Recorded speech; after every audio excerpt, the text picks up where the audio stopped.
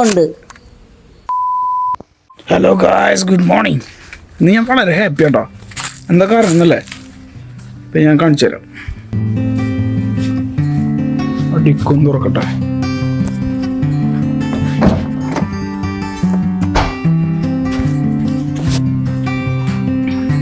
ഇത് മുഴുവൻ എനിക്ക് മറ്റേ ഓഫർ ഇട്ടപ്പോൾ എനിക്ക് വന്ന ഓർഡേഴ്സാണ് കേട്ടോ.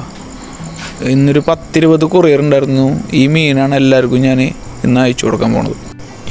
കേരളത്തിൽ ഉടനീളം ഡെലിവറി ഉണ്ട്, പിന്നെ അപ്പോൾ കേരളത്തിൻ്റെ പുറത്തുണ്ട്.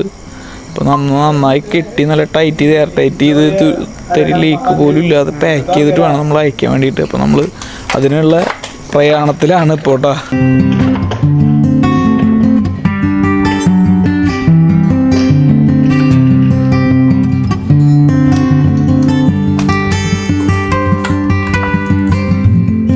അത് കഴിഞ്ഞിട്ടുള്ള ടാസ്ക് നമുക്ക് അഡ്രസ്സ് തെറ്റാതെ നല്ല കൃത്യമായിട്ട് എഴുതിയിട്ട് നമ്മൾ കൊടുക്കുക എന്നുള്ളതാണ്.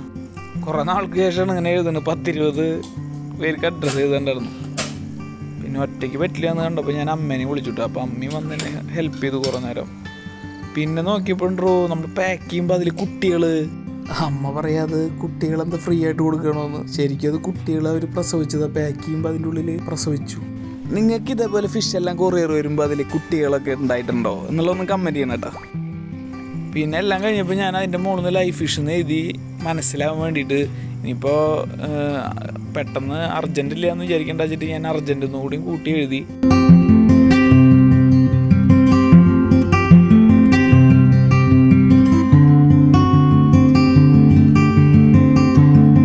അപ്പം അല്ലാതും ഇല്ല എന്നുള്ളത് ഒന്നുകൂടി റീചെക്ക് ചെയ്യുക എന്നുള്ളത് മസ്റ്റ് കാര്യമാണ്. അപ്പോൾ ഞാനതെല്ലാം 1 അല്ല 2 അല്ല 3 അല്ല കുറേ പ്രാവശ്യം ഞാൻ ചെക്ക് ചെയ്തു കേട്ടോ, അതെല്ലാം അത് കറക്റ്റ് അല്ലേ എന്നുള്ളത്. ടെൻഷൻ അപ്പോഴും കഴിഞ്ഞില്ല കേട്ടോ. ഇതെല്ലാ കസ്റ്റമേഴ്സിൻ്റെ അടുത്തും ഭദ്രമായിട്ട് എത്തി മീൻ സുഖമായിട്ട് ഇരിക്കുന്നുണ്ട് അറിഞ്ഞാലാണ് നമുക്കൊരു സമാധാനം.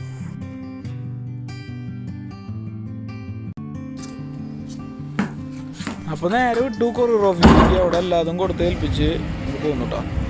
പിന്നെ ഈ ഫിഷ് കഴിഞ്ഞിട്ടില്ല, എൻ്റെ കയ്യിൽ കുറച്ചും കൂടി സ്റ്റോക്ക് ഉണ്ട്, വേണ്ടവർ എന്നോട് മെസ്സേജ് അയയ്ക്കുക. അപ്പോൾ സന്ധിക്കും വരെ വണക്കം.